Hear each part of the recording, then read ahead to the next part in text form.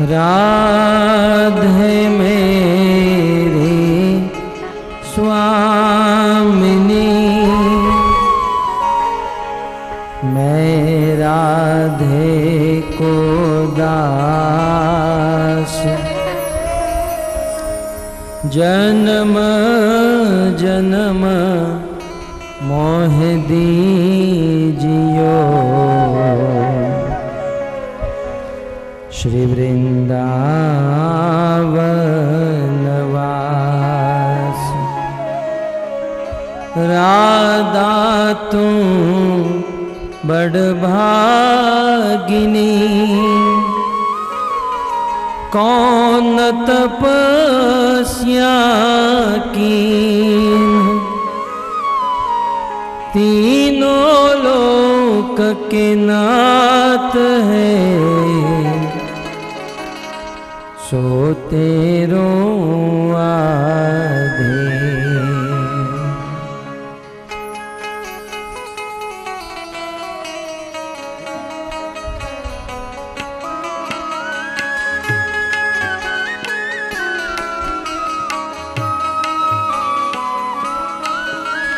जय राधा माधव कुंज बिहारी, जय राधा माधव कुंज बिहारी, जय राधा माधव कुंज बिहारी, जय राधा माधव कुंज बिहारी, जय राधा माधव कुंज बिहारी, जय राधा माधव कुंज बिहारी, जय राधा माधव कुंज बिहारी, जय राधा माधव कुंज बिहारी, गोपी जन वल्लभ गिरिवर धारी, गोपी जन वल्लभ, गोपी जन वल्लभ गिरिवर धारी, गोपी जन वल्लभ,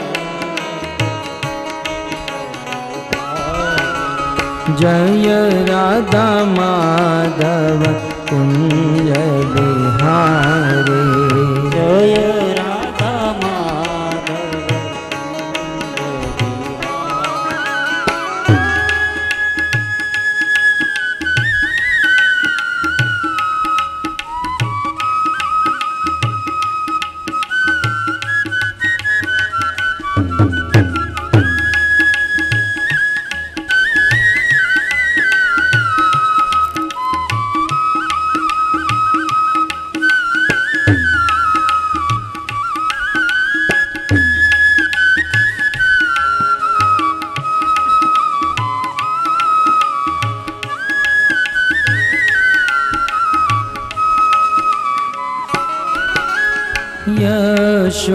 यशोदानंदन व्रज जन रंजन, यशोदानंदन व्रज जन रंजन,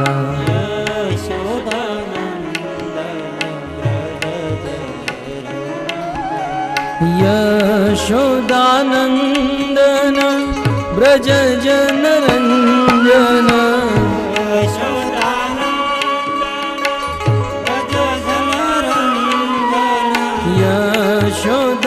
यशोदानंदन व्रज जन रंजन,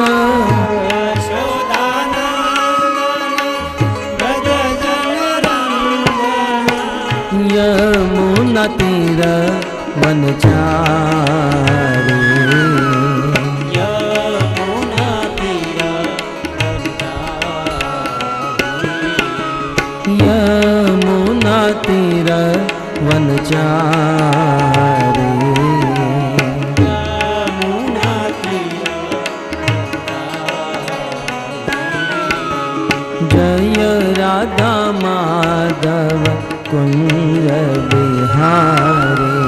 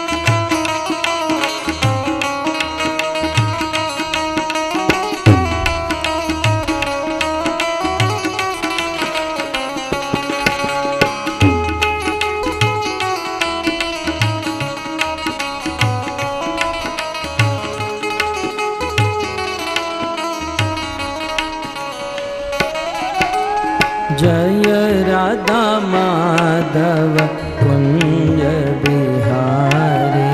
जय राधा माधव कुंज बिहारी।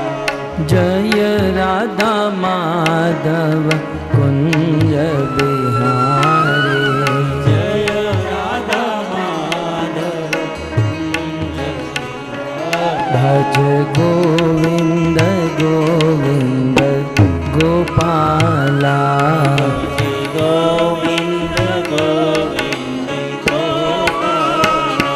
भज गोविंद गोविंद गोपाला। जय गोविंद गोविंद गोपाला। भज मुरली मनोहर नंद लाला। जय मुरली मनोहर नंदलाला। भज मुरली मनोहर नंद लाला। जय मुरली मनोहर नंदलाला। भज गोविंद गोविंद गोपाला। जय गोविंद गोविंद गोपाला। भज गोविंद गोविंद गोपाला। गोविंद गोविंद गोपाला। भज मुरली मनोहर नंद लाला। जय मुरली मनोहर नंदलाला। भज मुरली मनोहर नंद लाला। जय मुरली मनोहर। भज गोविंद गोविंद गोपाला। भज गोविंद गोविंद गोपाला। भज गोविंद गोविंद गोपाला। भज गोविंद गोविंद गोपाला। जय जय नंद यशोदा दुलार गिरिवरधारी गोपाल। जय नंद यशोदा दुलार गिरिवरधारी गोपाल। गोपाल गोपाल गोपाल गोपाल। गोपाल गोपाल गाइए प्रेम से। गोपाल गोपाल गोपाल गोपाल। गोपाल गोपाल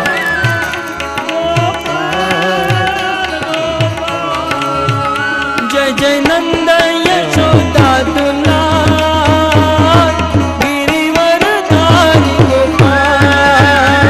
जय नंद यशोदा दुलार गिरिवरधारी गोपाल।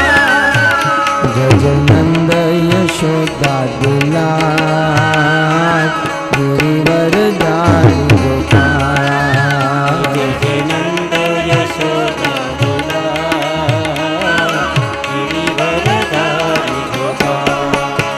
गोपाल गोपाल गोपाल गोपाल। जय हो Gopal Gopal Gopal Gopal.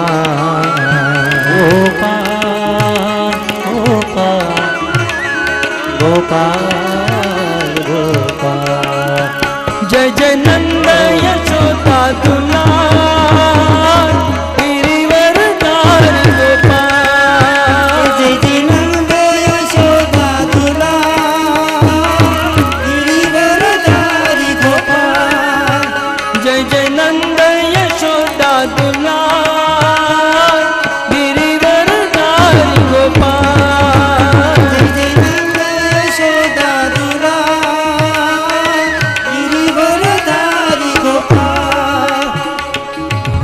Krishna Krishna Krishna Hare Hare Hare Rama Rama Ram Hare Hare Hare Krishna Krishna Krishna Hare Hare Hare Rama Ram Hare Hare बोलो हरे कृष्णा कृष्णा कृष्णा हरे हरे हरे राम राम राम हरे हरे बोलो हरे कृष्णा गाइए प्रेम से कृष्णा कृष्णा हरे हरे हरे राम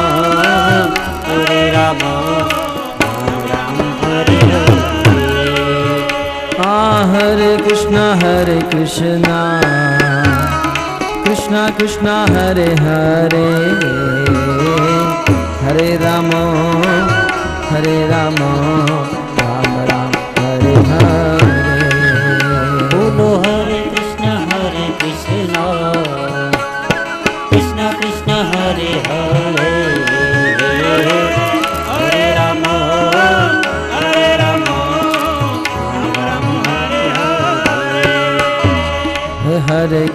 हरे कृष्णा कृष्णा कृष्णा हरे हरे हरे राम राम राम हरे हरे हरे कृष्णा कृष्णा कृष्णा हरे हरे हरे राम हरे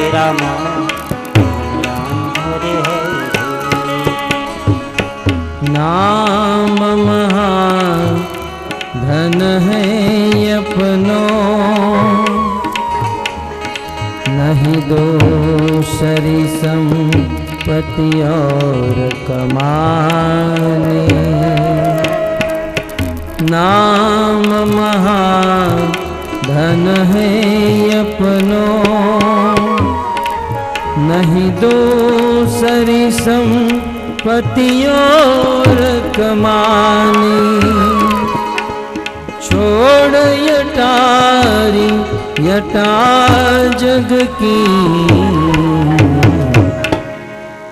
हमको कुटिया ब्रिज माही बनाने हमको कुटिया ब्रिज माही बनाने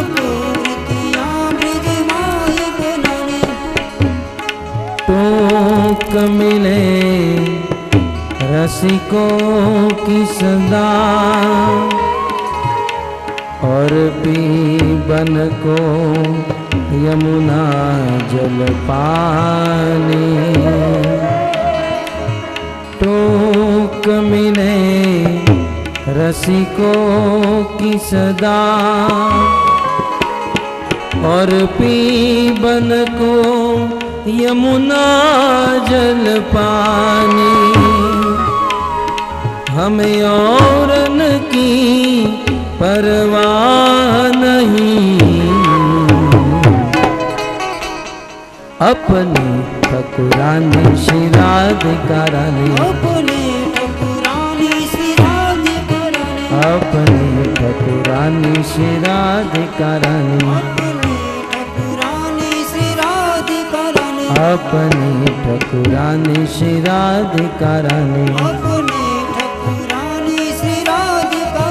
हम राधा श्याम सुंदर राधा श्याम सुंदर राधा श्याम सुंदर राधे राधा श्याम सुंदर राधा श्याम सुंदर राधा श्याम सुंदर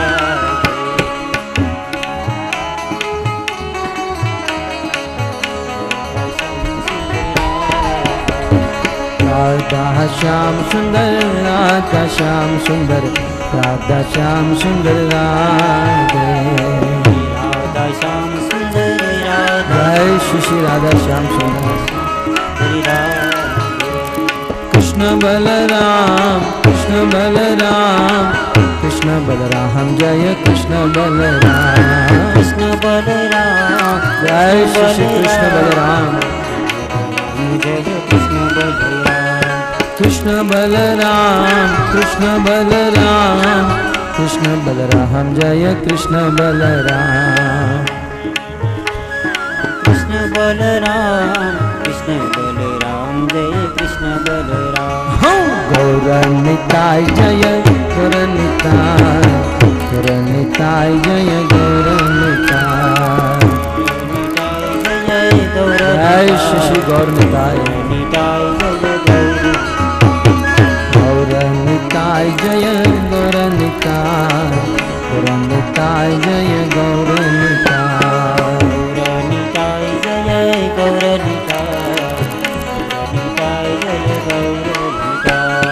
प्रभुपद प्रभुपद प्रभुपद शिल प्रभुपद प्रभुपद प्रभुपद प्रभुपद शिल प्रभुपद जय प्रभुपद प्रभुपद प्रभुपद शिल प्रभुपद प्रभुपद प्रभुपद प्रभुपद शिल प्रभुपद जय जय प्रभुपाद प्रभुपाद प्रभुपाद प्रभुपाद जय प्रभुपाद जय श्री प्रभुपाद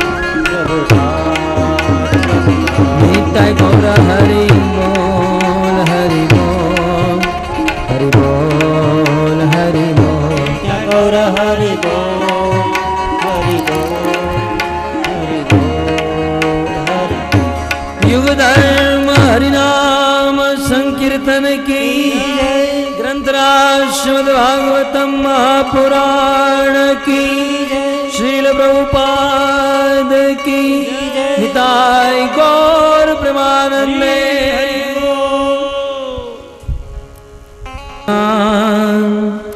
ब्रजेश तनय तद्धाम वृन्दावन रम्या काचिदुपासना ब्रजबधो वर्गेण या कल्पिता श्रीमद्भागवतं प्रमाणममलम्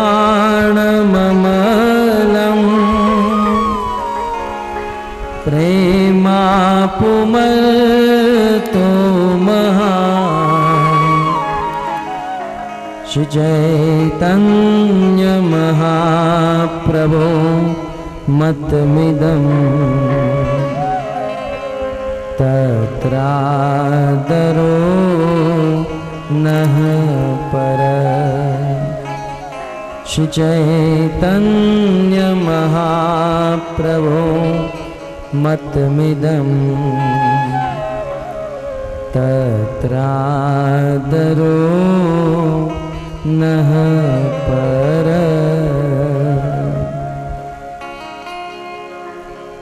वंशी विभूषितकरा नवनीरदाभा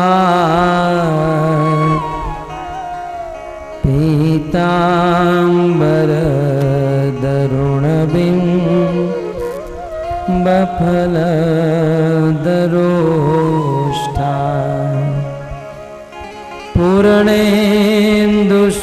पूर्णेन्दुसुन्दरमुखा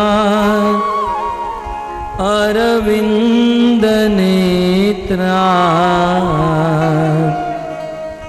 कृष्णात् परं किमपि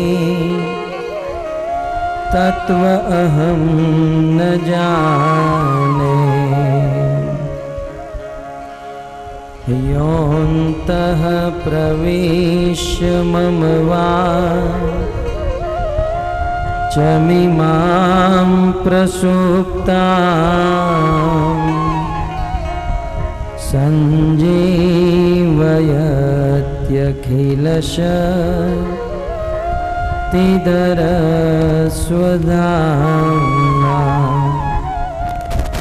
अन्यांश्च हस्तचरण श्रवणत्वगादि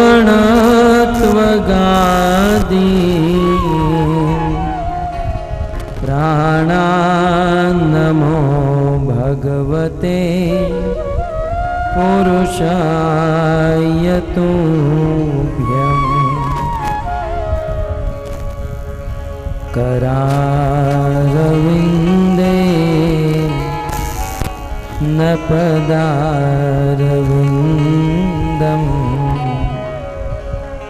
मुखारविन्दे विनिवेशयन्तम्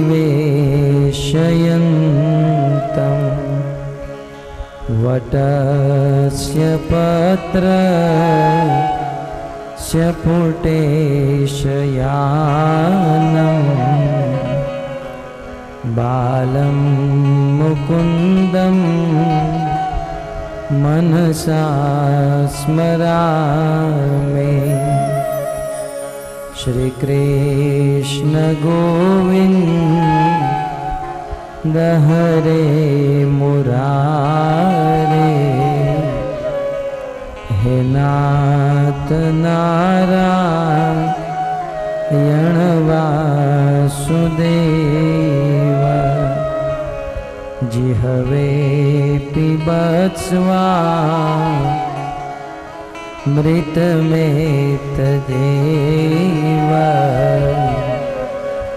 गोविन्द दामोदर माधवेति।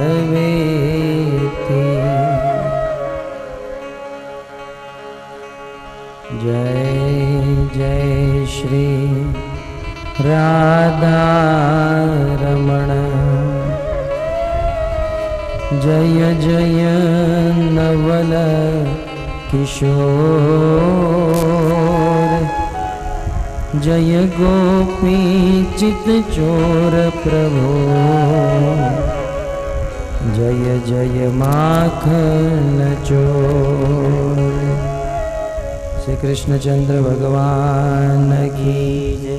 श्रील प्रभुपाद की जय। धेनुमती नदी के तट पर भारत के 88,000 ऋषि मुनियों को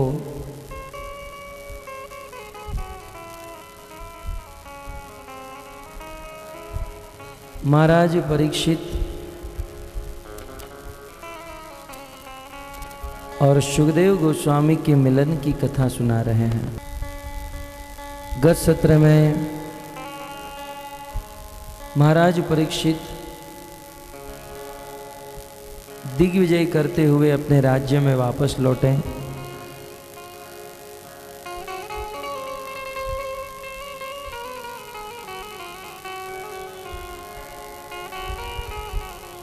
और कलयुग को 4 जगह पर स्थान प्रदान किए, जिन 4 कार्यों को महापाप कहा जाता है। महाराज परीक्षित का राज्य अद्भुत था। ऐसा कहा जाता है हमारे इतिहास में 2 राज्य हुए, एक था राम राज्य और एक परीक्षित राज्य। आज भी लोग ऐसे राज्य की कामना करते हैं। इनके राज्य में किसी प्रकार का दुख नहीं था, किसी भी प्रकार का क्लेश नहीं था। दैविक देहिक भौतिक तापा, राम राज्य काहू नहीं व्यापा। किसी प्रकार के दैविक देहिक भौतिक क्लेश नहीं थे, दुख नहीं थे। और इनके राज्य में इतनी समृद्धि हुआ करती थी, समुद्र रत्न के भंडार किनारे पर लाकर छोड़ देते थे, मात्र लेकर पहनने की आवश्यकता रहती थी। और इनके राज्य के किसान इंद्र देवता को आदेश देते थे हमारे खेत में इतने समय में इतनी ही बारिश होनी चाहिए। उनके खेत में उतने समय में उतनी ही बारिश होती थी।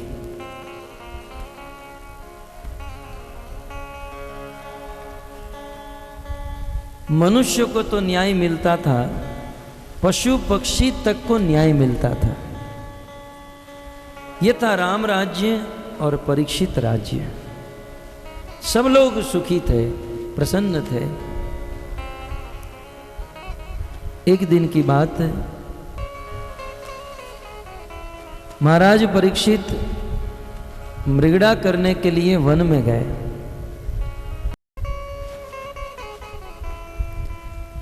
मृगड़ा करने के लिए, गर्मी के दिन थे और उस समय महाराज परीक्षित को प्यास लग गई। देखा अन्य कहीं जगह पर जलाशय ही नहीं था। निकट में समीक ऋषि का आश्रम था। समीक ऋषि की कुटिया में गए और उस समय समीक ऋषि ध्यान में बैठे थे। महाराज परीक्षित ने सोचा पूरी दुनिया का चक्रवर्ती सम्राट आज इनके कुटिया में आया है, समीक ऋषि को मेरा स्वागत करना चाहिए। और ये ध्यान में बैठे हैं, और ये वास्तव में ध्यान में बैठे हैं कि ध्यान में बैठने का नाटक कर रहे हैं। ये देखने के लिए, परखने के लिए महाराज परीक्षित ने वहां पर एक मृतक मरा हुआ सर्प पड़ा था, उसे उठाकर समीक ऋषि के गले में रख दिया। राजा थे, अपने राज्य में किसी भी व्यक्ति की परीक्षा ले सकते थे। ये कोई महाराज परीक्षित का अपराध नहीं था। उन्होंने एक मृतक सर्प समीक ऋषि के गले में रखा और समीक ऋषि तो ध्यान में मग्न थे। परीक्षित समझ गए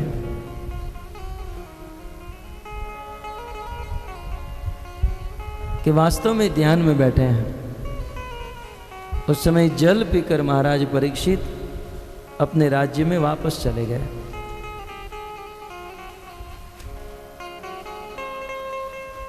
जिस समय महाराज परीक्षित ने वह सर्प समीक ऋषि के गले में डाला, उस समय इस दृश्य को किसी व्यक्ति ने देख लिया और वह दौड़कर, समीक ऋषि का एक पुत्र था जिनका नाम था श्रृंगी, श्रृंगी के पास गया और कहा तुम्हारे पिता के गले में किसी ने सर्प डाला है। अब जीवित सर्प डाला या मृतक सर्प यह नहीं बताया।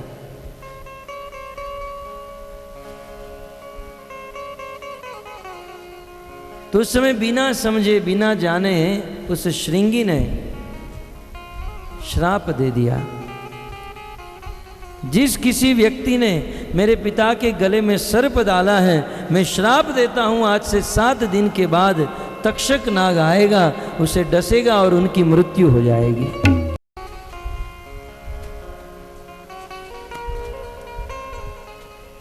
वो बालक श्रृंगी दौड़कर अपने पिता के पास आया। देखा तो पिताजी जीवित थे।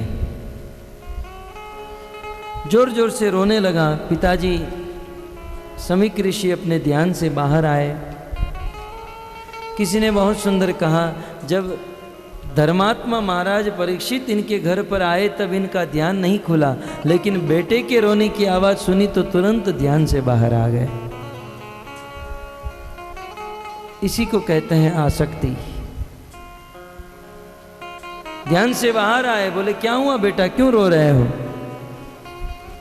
बोले पिताजी मुझे ऐसा लगा कि किसी ने आपके गले में जीवित सर्प रख दिया और यह सोचकर मैंने उस व्यक्ति को श्राप दे दिया, उसे 7 दिन में मरना होगा। समीक ऋषि ने ध्यान करके देखा तो पता चला उनके पुत्र श्रृंगी ने इस दुनिया के चक्रवर्ती सम्राट धर्मात्मा महाराज परीक्षित को श्राप दे दिया।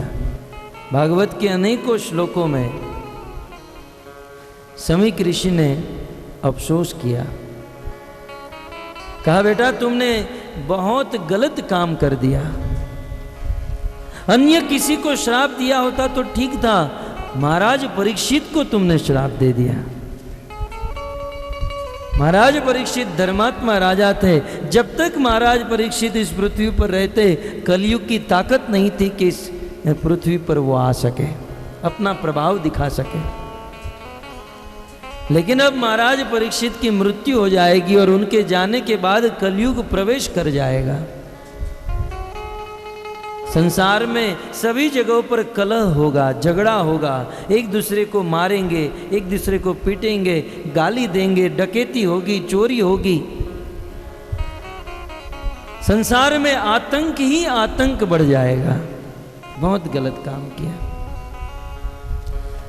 समीक ऋषि भगवान से प्रार्थना करते हैं कि प्रभु, पुत्र की भूल पुत्र की नहीं पिता की मानी जाती है, और मैं इस श्रृंगी का बाप आपके चरणों में प्रार्थना करता हूं कि आप मेरे पुत्र को क्षमा कर दीजिएगा। हमसे बहुत गलत काम हो गया। भगवान के चरणों में क्षमा याचना की और तुरंत समीक ऋषि ने अपने शिष्य को भेजा, जाओ और परीक्षित को बताओ कि तुम्हें श्राप लगा है, 7 दिन में तुम्हें मरना है, मरने से बचने का उपाय कर लो। महाराज परीक्षित अपने राज्य में पहुंचे ही थे, तब तक वह शिष्य वहां पर पहुंच गया और कहा, महाराज अनर्थ हो गया। क्या हुआ? महाराज आपको श्राप लगा है, आप 7 दिन में आपकी मृत्यु हो जाएगी। समीक ऋषि के पुत्र श्रृंगी ने आपको श्राप दिया है। यह सुनकर महाराज परीक्षित प्रसन्न हो गए। हम में से यदि कोई होते तो श्रृंगी के प्रति बहुत दुर्भावना उत्पन्न होती, परंतु धन्य है परीक्षित। महाराज परीक्षित ने सोचा कि अच्छा हुआ मुझे यह श्राप मिल गया, क्योंकि मेरे मन में यह था कि मेरे से कुछ गलत काम हुआ है और इस गलत काम की सजा, दंड मुझे इसी जन्म में मिल जाए तो मरने के बाद उसे भुगतना न पड़े। हमारे द्वारा किए गए गलत कर्म का प्रायश्चित यदि इसी जन्म में कर लेते हैं तो मृत्यु के बाद इसका दंड नहीं भुगतना पड़ता है, और यदि प्रायश्चित नहीं किया तो हजारों गुना अधिक दंड मृत्यु के बाद भुगतना होता है। ईश्वर की मुझ पर बहुत बड़ी कृपा है कि मेरे अपराध का फल मुझे अभी तुरंत दे दिया। और ये श्रृंगी का श्राप नहीं, ये तो श्रृंगी का मैं अनुग्रह समझता हूं, ये तो उनकी कृपा समझता हूं। क्योंकि ईश्वर जब किसी के ऊपर कृपा करना चाहते हैं तो वह सीधे कृपा नहीं करते, वह गुरु के माध्यम से, किसी साधु संत महात्मा के माध्यम से अपने भक्त के ऊपर कृपा करते हैं। तो आज श्रृंगी के द्वारा मुझ पर भगवान ने बहुत बड़ी कृपा की है। इस श्राप को मैं शिरोधार्य करता हूं। महाराज परीक्षित को पता चला मुझे मरना है। यदि वे चाहते तो इस श्राप से मुक्त हो सकते थे। बहुत प्रभावी थे, पराक्रमी थे। यदि महाराज परीक्षित चाहते तो मृत्यु से बच सकते थे, परंतु महाराज परीक्षित ने ऐसा नहीं किया। मृत्यु से बचने का काम तो असुर लोग करते हैं।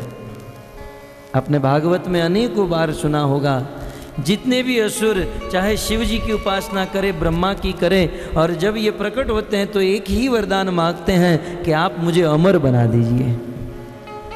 फिर हिरण्याकशिपु हो, रावण हो या अन्य कोई असुर क्यों न हो, ये आसुरी वृत्ति है जो लोग मरने से बचना चाहते हैं, क्योंकि मरना तो अवश्य है। भगवान का भक्त, एक साधु, एक संत मरने से बचने का उपाय नहीं करता, अपनी मृत्यु को सजाने का उपाय करता है, अपनी मृत्यु को सुधारने का उपाय करता है। मरना तो एक ना एक दिन सबको है, लेकिन ऐसा मरे कि फिर आगे चलकर दूसरी बार न मरना पड़े। अपने मृत्यु को सुधारने का प्रयास करता है। महाराज परीक्षित ने अपनी मृत्यु को सुधारने का निर्णय ले लिया। सोचा कि अब 7 दिन में मरना है, मैं घर पर नहीं मरूंगा। मरना भलो विदेश में, जहाँ न अपना कोई, माटी खाए जनावरा, महा महोत्सव होई। यदि मरना ही है तो अपने घर पर नहीं मरना चाहिए। अपने घर पर मरने से घाटा होता है, ऐसा संत कहते हैं कि यदि मरना ही है तो अपने घर से कहीं दूर जाकर मरे, या विशेष भगवान के धाम में जाकर, वृंदावन, मथुरा इत्यादि भगवत धाम में जाकर मरे। क्योंकि होता क्या है, यदि हम हमारे घर पर मरते हैं तो कई महीनों तक हमारे बच्चों को परेशान करते हैं, क्योंकि वह बूढ़ा ठीक से काम नहीं कर सकता, भोजन नहीं कर सकता। बच्चे भी भगवान से प्रार्थना करते हैं, प्रभु अब इसे उठा लीजिए, ये हमारे बूढ़े बहुत परेशान हो रहे हैं। एक दिन बूढ़े की सांस फूलने लगती है और बच्चे डॉक्टर को बुलाते हैं। डॉक्टर आते हैं, बूढ़े के हाथ को देखकर कहते हैं बस अब ये 3 घंटा जिएंगे, अब केवल 3-4 घंटा बचा है। तुरंत फोन करना शुरू हो जाते हैं, बेटी को बुलाओ, बेटे को बुलाओ, बेटे के बेटे को बुलाओ, पूरे समाज को एकत्रित करते हैं। उस समय वह बूढ़ा मृत्यु के साथ झुलस रहा है। उस समय वो बूढ़ा भगवान का स्मरण करने का प्रयास कर रहा है, लेकिन हम सारे समाज को एकत्रित करते हैं और उस बूढ़े के सामने खड़ा करते हैं। बूढ़ा अपनी बेटी को देखता है, अपने बेटे को देखता है और बेटे को देखकर अपना दम छोड़ देता है। भगवत गीता में कृष्ण ने कहा, अंतमति सोगति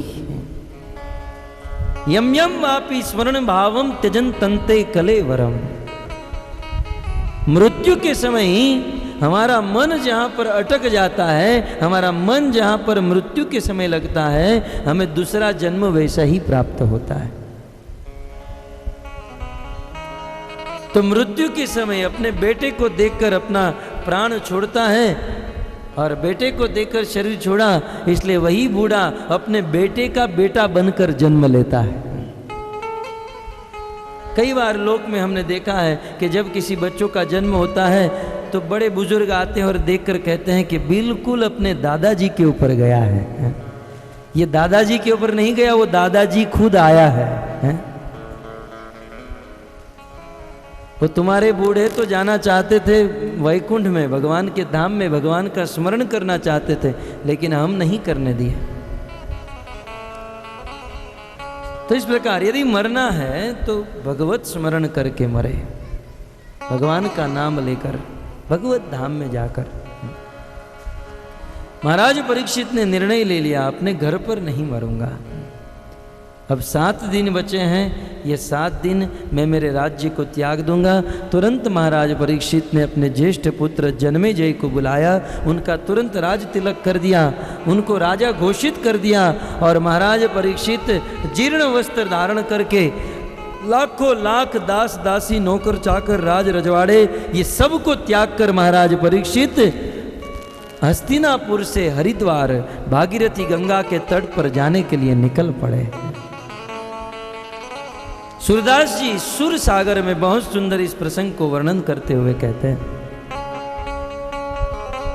या विधि राजा करियो विचार, या विधि राजा करियो विचार, या विधि राजा करियो विचार,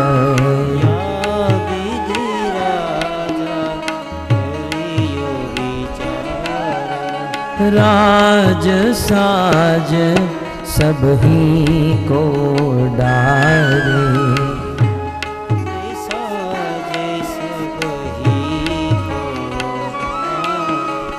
राज साज सब ही को डारे,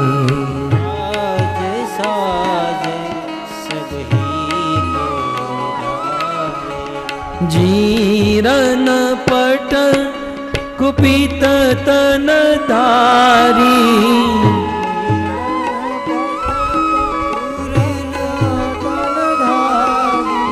जीरन पट कुपित तन धारी, उधारी।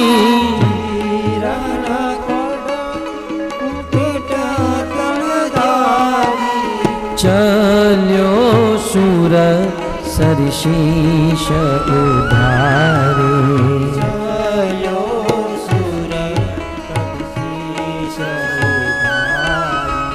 चल्यो सुर सरशीष उधारी।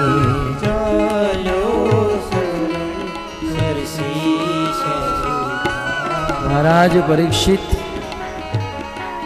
अपने राज्य को त्यागने का निर्णय ले लिए।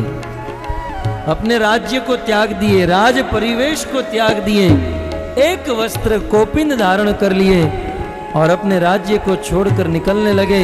उस समय महाराज परीक्षित की पत्नी उनको रोकने लगी, उनके बच्चे रोकने लगे, परंतु आज महाराज परीक्षित के हृदय में पूर्ण वैराग्य प्रकट हो चुका है।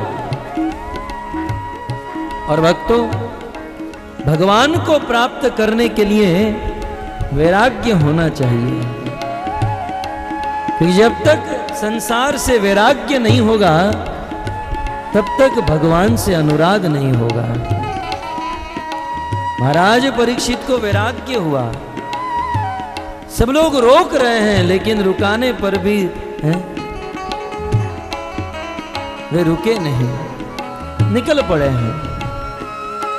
हस्तिनापुर से चलते चलते चलते पवित्र भागीरथी गंगा के तट पर पहुंच गए। सर्वप्रथम महाराज परीक्षित उस पवित्र गंगा नदी में स्नान किए। गंगा की रज अपने शरीर पर लगाकर उस पवित्र जल से स्नान किए और गंगा में खड़े रहकर गंगा जल हाथ में लेकर महाराज परीक्षित संकल्प करने लगे। करी संकल्प अन्न जल त्याग्यो। करी संकल्प अन्न जल त्याग्यो। करी संकल्प अन्न जल त्याग्यो। करी संकल्प अन्न जल त्याग्यो। केवल हरि पद सो अनुराग्यो। केवल हरि पद सो अनुराग्यो। केवल हरि पद सो अनुराग्यो। केवल हरि पद सो अनुराग्यो।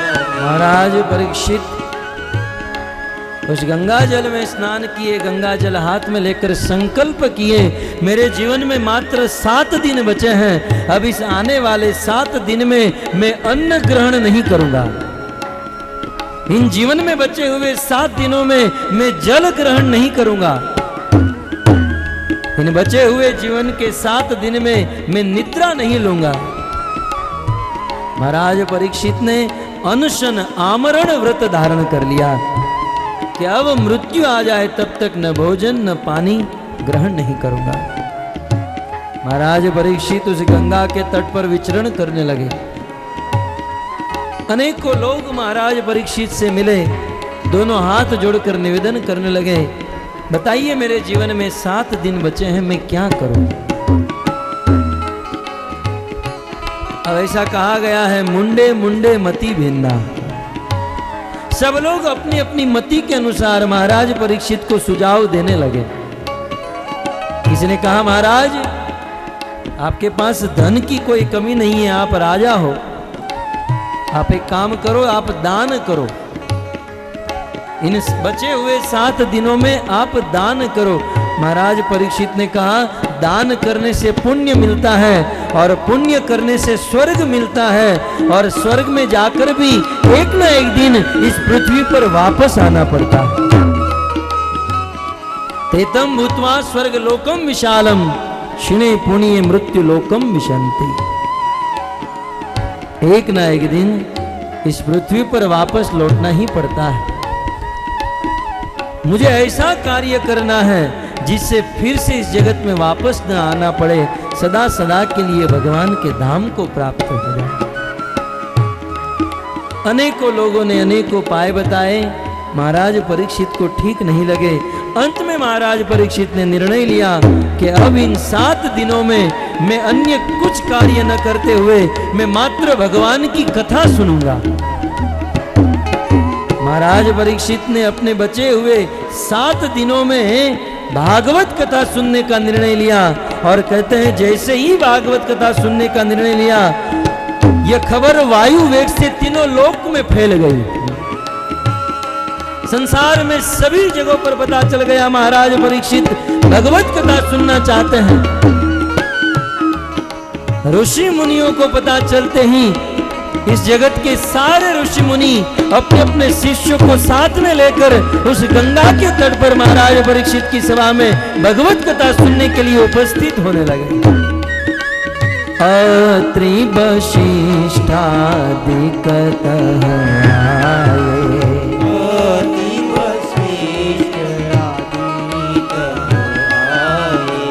नारद दादी बहु ऋषि गाए, नारद दादी बहु नारद दादी मुनि सिधाए, नारद दादी मुनि सुधाए। जैसे ही महाराज परीक्षित ने निर्णय लिया कि इन 7 दिनों में मैं भगवत कथा सुनूंगा, उसी समय भगवत कथा सुनने के लिए संसार के सभी बड़े बड़े ऋषि मुनि तत्रोप जगमुम भुवनम पुनाना, इस भूमंडल को पवित्र करने वाले बड़े बड़े ऋषि मुनि अपने हजारों हजारों शिष्यों को साथ में लेकर इस गंगा के तट पर प्रकट होने लगे।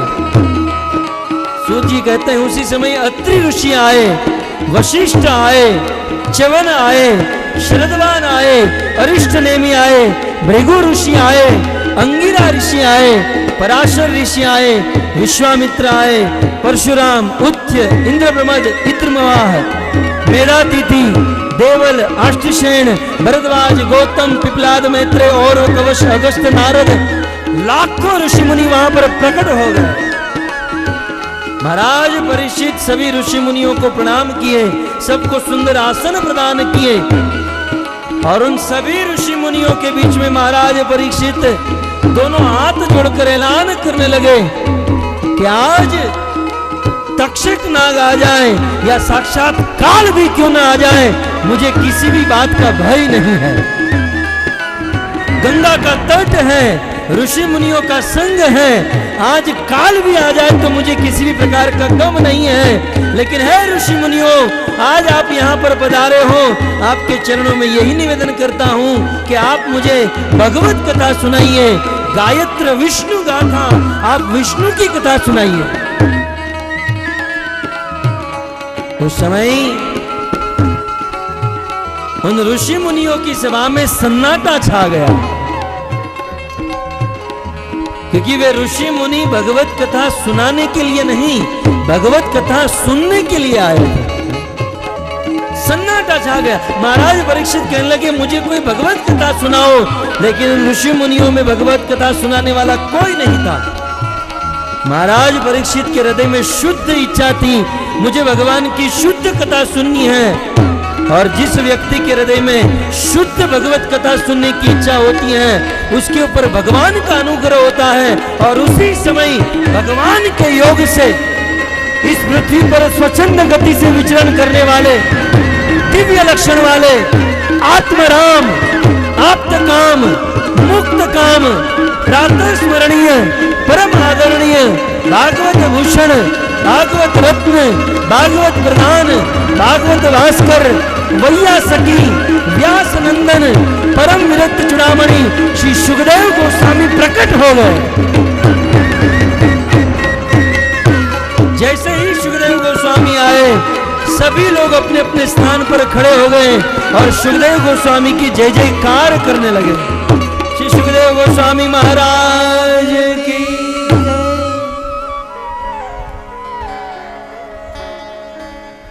सुखदेव गोस्वामी का सुंदर स्वागत करने लगे।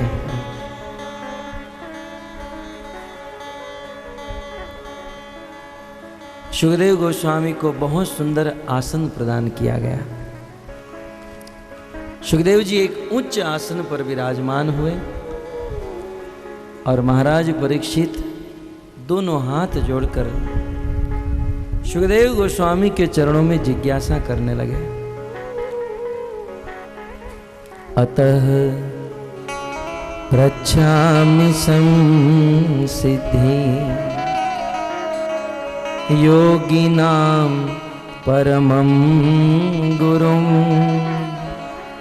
पुरुषस्येह यत् कार्यं म्रियमाणस्य सर्वथा म्रियमाणस्य सर्वथा।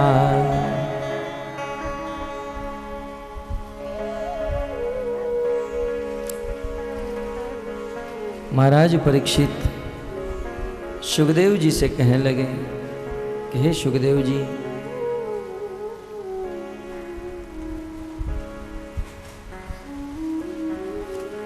मुझे 7 दिन में मरना है। बताइए मेरे जैसे म्रियमाण व्यक्ति के लिए क्या कर्तव्य है? जिनको एक ना एक दिन मरना है, जिनकी मृत्यु निकट आ चुकी है, ऐसे मरण धर्मा मनुष्य के लिए सबसे श्रेष्ठ कर्तव्य क्या है? यत् श्रोतव्यमथो जप्यम यत् कर्तव्यम नृभिः प्रभो स्मर्तव्यं भजनीयं वा ब्रूहि यद्वा विपर्ययम्। हे प्रभु, मेरे जैसे म्रियमाण व्यक्ति को क्या सुनना चाहिए? म्रियमाण व्यक्ति को क्या करना चाहिए? म्रियमाण व्यक्ति को किस मंत्र का जाप करना चाहिए, किसका स्मरण करना चाहिए? आप मुझे विस्तार से बताइए। वैसे मैं जानता हूं, नूनम भगवतो नूनम गृहेषु गृहमेधि नाम। हे ब्राह्मण, आप एक स्थान पर अधिक देर तक टिकते नहीं हो। स गोदोहन काल मात्रेण, जितने समय तक गाय को दोहा जाए उतने समय तक ही आप एक स्थान पर रहते हो और फिर आप वहां से चले जाते हो। परंतु आप मुझ पर कृपा कीजिए और बताइए मुझे क्या करना चाहिए। सुखदेव जी ने देखा कि महाराज परीक्षित भयभीत है। कहे, परीक्षित आप चिंता मत करो,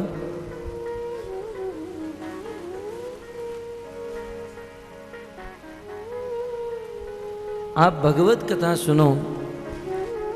मैं आपको भगवत कथा सुनाऊंगा जिससे आपका मन भगवान में लग जाएगा। और वैसे भी आपके पास 7 दिन है। भगवान की प्राप्ति करने के लिए 2 घड़ी काफी है। खट्वांगो नाम राजर्षि, सूर्यवंश में एक राजा हुए जिनका नाम था खट्वांग। देवताओं को मदद करने के लिए स्वर्ग में गए, असुरों के साथ युद्ध करते हुए जीत गए। देवराज इंद्र प्रसन्न हुए, महाराज खट्वांग से निवेदन करने लगे, आपको क्या चाहिए? खट्वांग राजा ने कहा, मुक्ति दे सकते हो? इंद्र ने कहा, मुक्ति तो मात्र मुकुंद कृष्ण ही दे सकते हैं। बोले, ये बताओ मेरे जीवन में अब कितने साल बाकी हैं, मुझे कितना जीना है? देवराज इंद्र ने देखा, पता चला खट्वांग राजा के जीवन में मात्र 2 घड़ी बची है। पता चलते ही राजा खट्वांग ने कहा कि आप मुझे 1 घड़ी में पृथ्वी पर भेज सकते हो? बोले, हाँ, जल्दी भेजो। इंद्र ने तुरंत एक घड़ी में राजा खटवांग को पृथ्वी पर भेजा। हरिद्वार में गंगा के तट पर खड़े रहकर राजा खटवांग ने भगवान का स्मरण किया और जीवन की एक घड़ी में भगवान का स्मरण करके भगवान के धाम को प्राप्त हो गए। 2 घड़ी में जो भगवान की प्राप्ति कर सकता है, तो परीक्षित आपके जीवन में तो 7-7 दिन है। चिंता मत करो, आप ध्यान से यह कथा सुनो। और आपने यही पूछा ना कि म्रियमाण व्यक्ति का क्या कर्तव्य है, इसका उत्तर देते हुए दूसरे स्कंद में श्री सुखदेव गोस्वामी कहते हैं, अब तक का संवाद गोमती नदी के तट पर, धेनुमती नदी के तट पर सूत जी और 88,000 ऋषि मुनियों के बीच में था, परंतु अब उन्हीं कथा के अंतर्गत सुखदेव और परीक्षित संवाद प्रारंभ हुआ। सुखदेव जी कहते हैं, श्री शुक उवाच वरीयानिश्ते प्रश्न कृतो लोकहितं नृप आत्मवित्सम्मतः पुंसा श्रोतव्यादिषु पर श्रोतव्यादिषु पर। हे नृप, हे राजन, परीक्षित आपने ये जो प्रश्न पूछा है बहुत सुंदर प्रश्न। इस प्रश्न से मात्र आपका ही कल्याण नहीं होगा, इस प्रश्न से पूरे मानव समाज का कल्याण होगा। पूरे संसार के जीवों का कल्याण करने हेतु आपने ये जो प्रश्न पूछा है, वरीयानिश, वर्ण करने योग्य सुंदर प्रश्न है। परीक्षित, वैसे तो इस संसार में सुनने और कहने के लिए बहुत सारी बातें हैं, और प्रायः इस जगत में लोग सांसारिक भौतिक बातों में रचे पचे रहते हैं, सांसारिक भौतिक कार्यों में मग्न रहते हैं। जीवन का दिन भर पैसे कमाने में बीत जाता है और रात सोने में बीत जाती है। वैसे दिन रात बीतते रहते हैं। महाराज परीक्षित की जिज्ञासा का अनुमोदन करते हुए कहते हैं कि वैसे इस संसार में सुनने और कहने लायक बहुत सारी बातें हैं, परंतु परीक्षित आपने जो प्रश्न पूछा है, कृतम लोक हितम नृपः, नृप हे राजन, ये पूरे लोक का, पूरे जगत का उद्धार करने वाला प्रश्न है।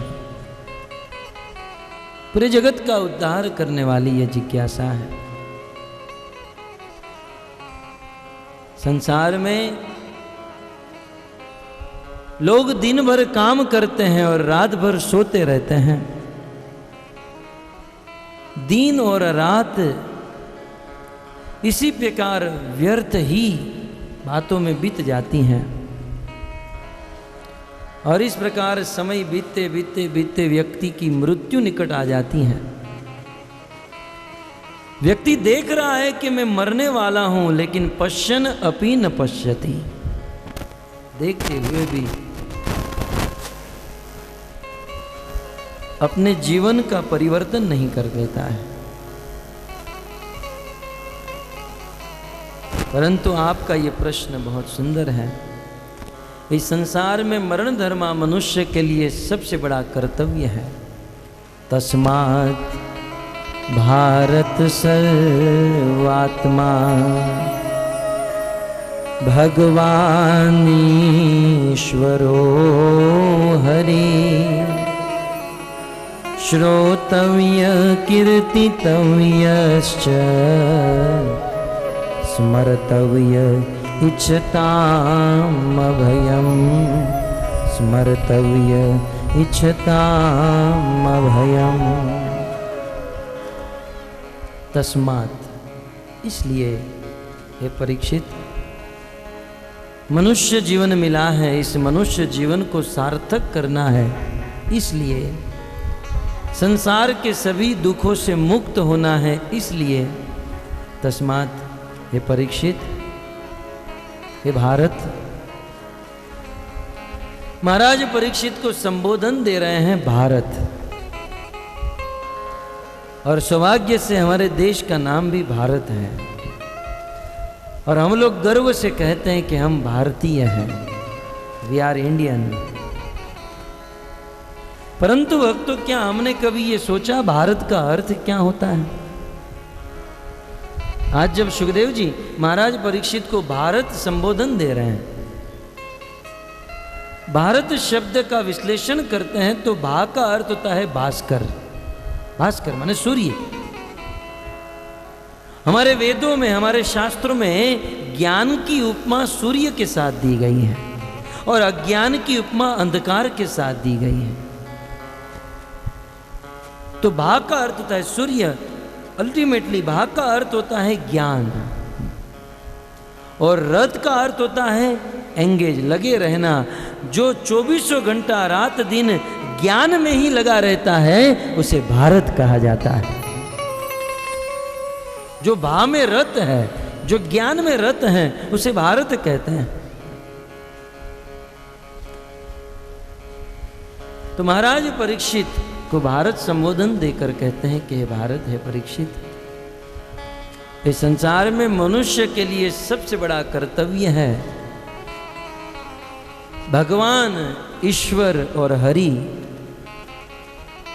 अर्थात भगवान श्री कृष्ण का, कृष्ण कथा का श्रवण करना, श्रोतव्य। कृष्ण की कथा को सुनना, कीर्तितव्यश्च, कृष्ण के गुण रूप लीला को गाना, उनकी कीर्ति का गान करना।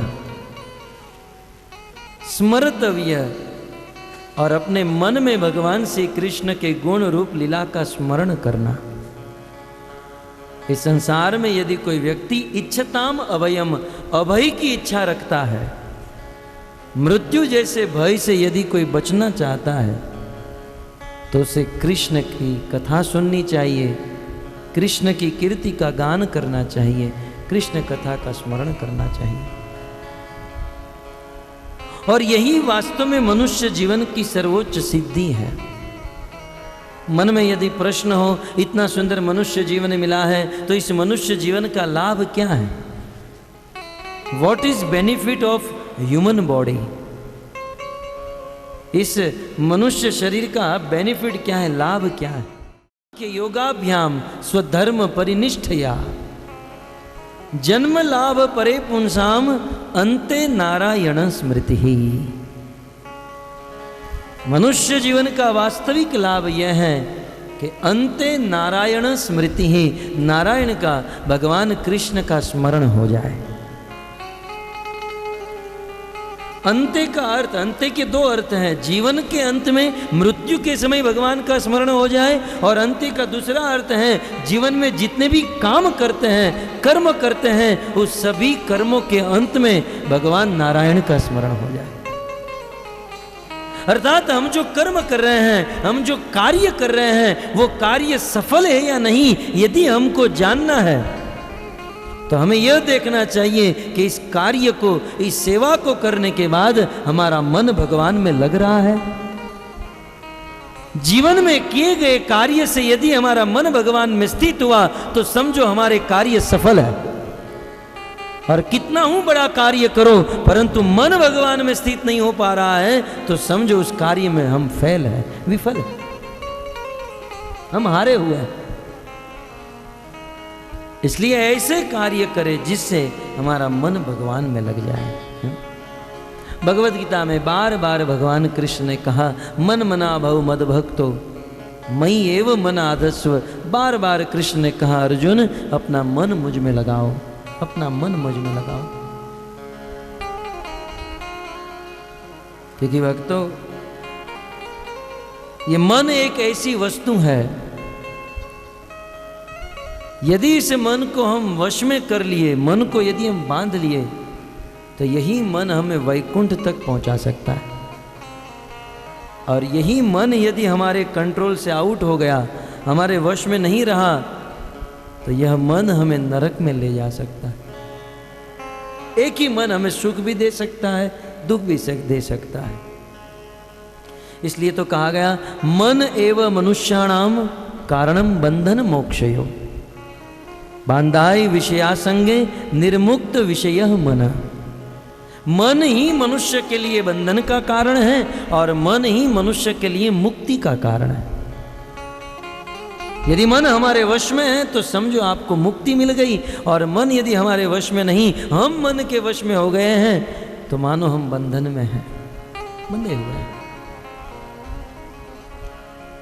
इसलिए मन को वश में रखना चाहिए। क्योंकि भक्तों,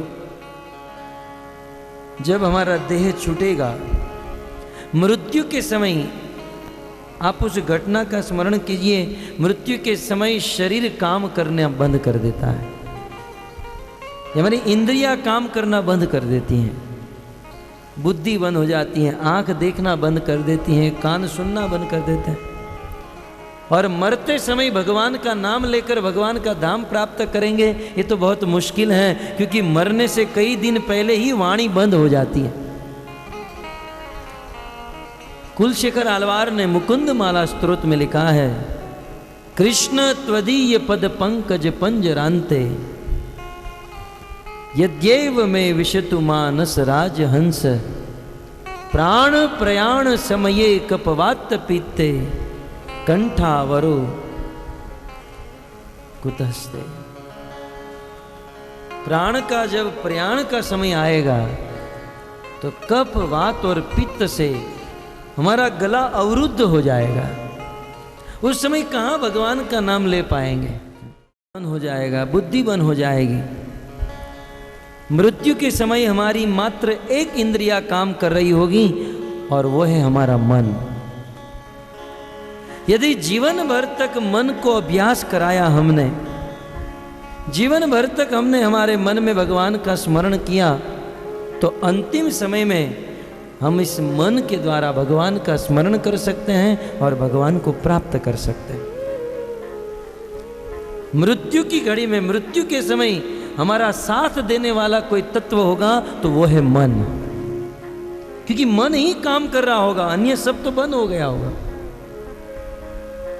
इसलिए मन को अभी से अभ्यास कराए, इस मन में भगवान का स्मरण करे, मन को भगवान में लगाए।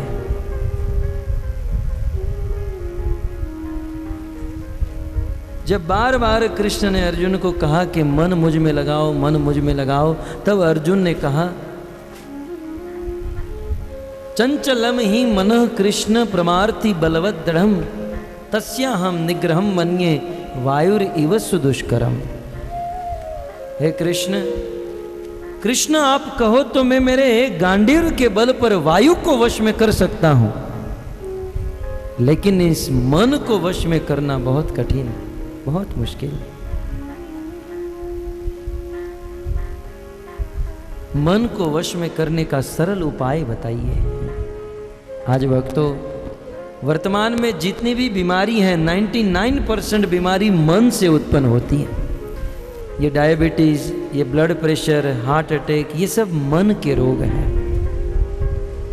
और दुविधा यह है कि संसार में लोगों के मन वश में नहीं है, अनकंट्रोल हो चुके हैं। शरीर एक रथ के समान है, ये 5 इंद्रियां 5 घोड़े के समान है, और लगाम जो है ये मन के समान है। हमें बुद्धि के द्वारा इस लगाम को पकड़ कर रखना चाहिए, लेकिन मन रूपी लगाम हमारे हाथ से छूट गई तो वह रथ कहाँ जाकर रुकेगा उसका कोई ठिकाना नहीं है। मन यदि हमारा वश में नहीं है तो हमारा जीवन कहाँ जाकर रुकेगा इसका कोई ठिकाना नहीं। अतः मन को वश में करें। प्रश्न हो सकता है, मन को कैसे वश में कर सकते हैं? मन को वश में करने का उपाय क्या है? मन को वश में करने का भक्त तो एक ही उपाय है, मन को वश में करने के लिए सबसे बड़ा उपाय है मंत्र। मनः त्रायते इति मंत्रः। मंत्र का अर्थ ही होता है म माने मन, त माने त्राण करने वाला। जो मन का त्राण करे, मन को कंट्रोल करे, मन को शुद्ध पवित्र करे, उसे मंत्र कहा जाता है। मंत्र के द्वारा मन को वश में किया जा सकता है। और यह कहना भी गलत नहीं है कि मंत्र के द्वारा ही मन को वश में किया जा सकता है। तब मन में प्रश्न होगा, किस मंत्र के द्वारा मन को वश में करें? कलयुग में हमारे मन को वश में करने के लिए वेदव्यास जी के द्वारा या भगवान के द्वारा महामंत्र दिया गया है। वैसे वेदों में बहुत सारे मंत्र हैं, लेकिन सभी मंत्रों का राजा है महामंत्र।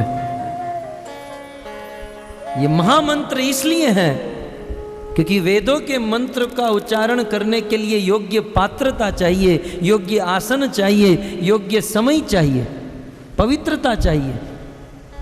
परंतु ये महामंत्र कोई भी व्यक्ति किसी भी समय पात्र कहीं भी बैठकर, चलते हुए, खाते पीते, सोते हुए इस मंत्र का जाप कर सकता है और उसका पूर्ण फल प्राप्त कर सकता है। आप कहोगे प्रमाण क्या है? शास्त्र में अनेकों प्रमाण हैं। पद्म पुराण में कहा गया, 32 अक्षरम मंत्र नाम षोडश कान्वितम प्रजपन वैष्णव नित्यम राधा कृष्ण स्थलम लभेत। पद्म पुराण में वेदव्यास मुनि लिखते हैं कि ऐसा मंत्र जिसमें 32 अक्षर हो और 16 नाम हो, 32 अक्षर और 16 नाम वाला मंत्र यदि कोई प्रजपन माला के साथ यदि कोई इस मंत्र का जाप करता है, प्रकृष्ट रूपेण जाप करता है, तो कहते हैं राधा कृष्ण स्थलम लभेत।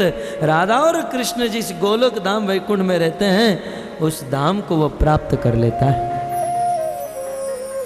कली संतन उपनिषद में लिखा, हरे कृष्ण कृष्ण कृष्ण हरे हरे, हरे राम राम राम हरे हरे, इति षोडश काम नामन कली कलमश नाशनम नात परत रूपाय सर्व वेदेषु दृश्यते। यह महामंत्र जो है कलयुग के जीवों को पवित्र करने वाला मंत्र है। सर्व वेदेषु दृश्यते, सभी वेदों को देखने के बाद सभी वेदों का निचोड़ है कि इस महामंत्र का जाप करना, जिससे मन वश में हो सकता है और भगवान के प्रति प्रेम उत्पन्न हो सकता है।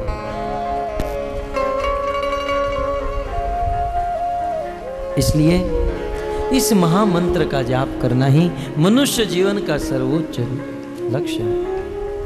श्रीमद् भागवत के 5वें स्कंद के अंत में लोकांतर का वर्णन करते हुए सुखदेव गोस्वामी ने नरक लोक का वर्णन किया। 28 प्रकार के नरकों का वर्णन करते हुए सुखदेव गोस्वामी ने कहा कि संसार में जो व्यक्ति पाप करता है, जो व्यक्ति जीवन भर नशा करता है, कल आपने सुना था शराब का नशा, तंबाकू का नशा, गांजा, गुटखा। सुखदेव जी कहते हैं नशा करने वाले लोगों को मरने के बाद यमराज के दरबार में लेकर जाते हैं और यमराज जी ऐसे पापी को आई पानह नामक नरक में डालते हैं। ये सब नरक में भागवत में वर्णन है। और उस नरक में उस व्यक्ति को, उस जीव को बहुत पीटा जाता है, दंडित किया जाता है और अपने जीवन में जितना नशा किया है, जितना लीटर नशा किया है, उससे हजारों गुना ज़्यादा उसके मुख में गरम गरम लोहे और शीशे का रस डाला जाता है। अनेकों प्रकार का कष्ट दिया जाता है, उसे दंडित किया जाता है। जो लोग मांसाहार करते हैं उसे कुंभीपाक नाम के नरक में डाला जाता है। बहुत बड़ी कढ़ाई होती है, उसमें तेल होता है, उस तेल को गर्म किया जाता है, वो खोलने लगता है और जिस प्रकार से मांस और अंडे को फ्राई करके आदमी खाया है, इस आदमी को उसी प्रकार से उस गरम गरम खोलते हुए तेल में डाला जाता है।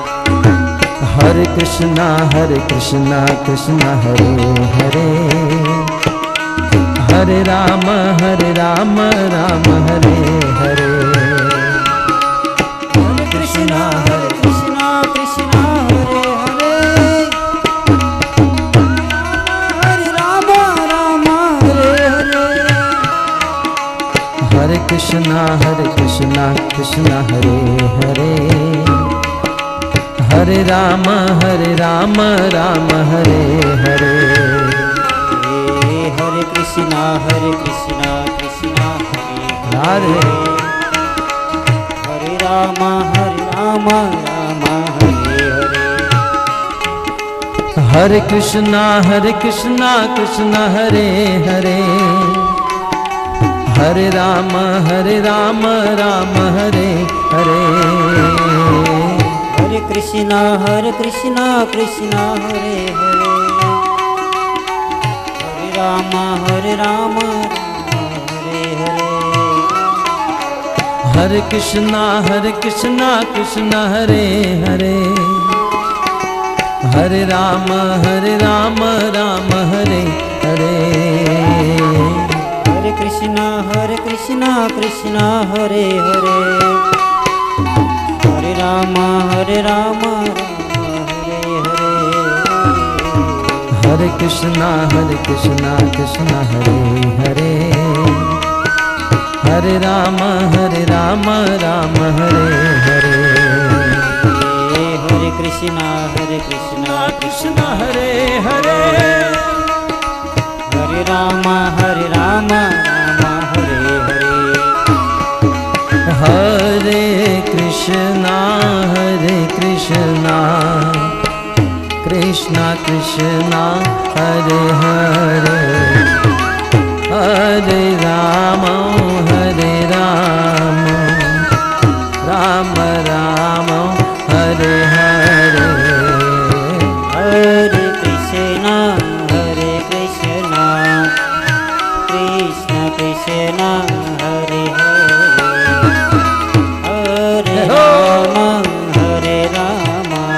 भाव से राम हरे हरे। इस कलयुग में